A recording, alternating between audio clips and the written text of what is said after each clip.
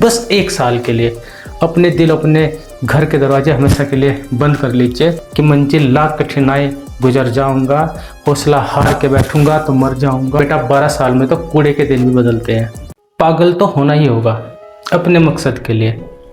आपको डिसाइड करना है कि आपको भीड़ का हिस्सा बनना है या भीड़ की वजह बननी है।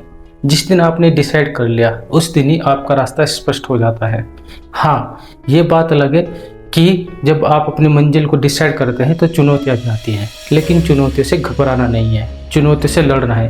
क्योंकि जितनी भी बड़ी मंजिल होती है अनुभव भी इतने ही बड़े होते हैं। और अनुभव एक ऐसी चीज़ होती है ना जिसको खरीदा नहीं जा सकता, उसको अर्जित करना पड़ता है, उसको कमाना पड़ता है। और कमाई ऐसी होती है वो जीवन भर आपके साथ रहती है। हमेशा मंजिल बड़ी बनाइए। बड़ी मंजिल होगी तो आपको एफर्ट्स भी ज़्यादा लगेगा, आपकी स्ट्रेंथ भी ज़्यादा बढ़ेगी।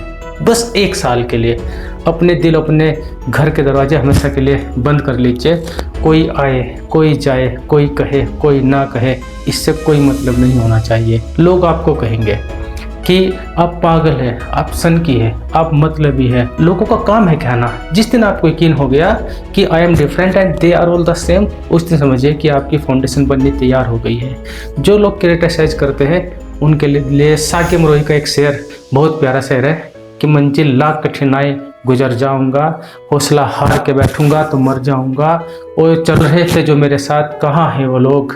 और चल रहे थे मेरे साथ, कहाँ हैं वो लोग जो ये कहते थे कि रास्ते में बिखर जाऊंगा। पागलपन की आखिरी हद बताना चाहता हूँ दोस्तों। 14 जनवरी 1934 को बिहार में एक ऐसे व्यक्ति का जन्म हुआ जिसने पहाड़ को बीचों बीच से चीर के रख दिया। उस व्यक्ति का नाम था दशरथ मांझी।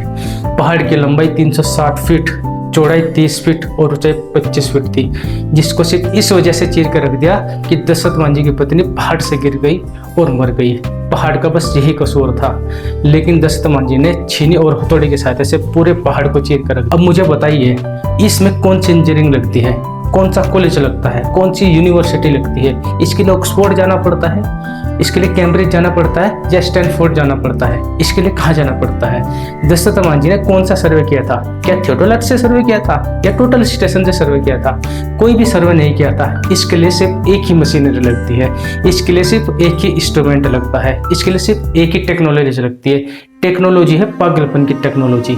दशरथ मांझी ने अपने इस टारगेट को 22 साल दिए। एक ही मशीनरी लगती है, छैनी और हथौड़ा। इसी की वजह से दशरथ मांझी ने पूरे पहाड़ को 20 से चीर दिया, 2 हिस्सों में अलग कर दिया और 55 किलोमीटर के डिस्टेंस को 15 किलोमीटर में सीमित कर दिया।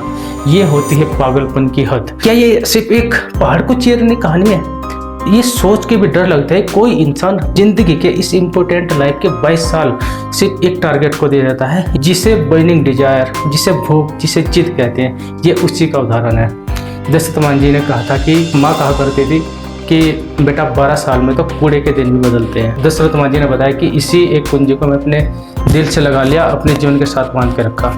कल को क्या मिलेगा क्या नहीं मिलेगा इसके बारे में मैंने कभी नहीं सोचा। हाँ, मुझे एक बात याद थी कि हर रात के बाद सवेरा जरूर होता है, और यही होती है पागलपन की आखिरी हद। और दुनिया भरी पड़ी है ऐसे बेमिसाल लोगों से, ऐसे बेमिसाल कहानियों से, जिन्होंने अपने नजरिए से दुनिया को बदल के रख दिया। Steve Jobs, Stephen Hawkins, Mark Zuckerberg, Elon Musk, Virat Kohli, Sachin Tendulkar, Amitabh Bachchan, Thomas Alva Edison, Jack Ma, Colonel Sanders, Mahendra Singh Dhoni, Jamshedji Tata. शताब्दी में ऐसे लोग बस नंबर्स में होते हैं। ये लोग परसेंटेज में नहीं होते। वो जिस तरह से दुनिया को सोचते हैं ना, कोई सोच ही नहीं सकता। जिस तरह से दुनिया को बदल के रखते हैं ना, कोई बदल ही नहीं सकता। इनकी मंजिल, इनकी जिद होती है और उसी जिद के लिए होते हैं ये पागल। जय हिंद।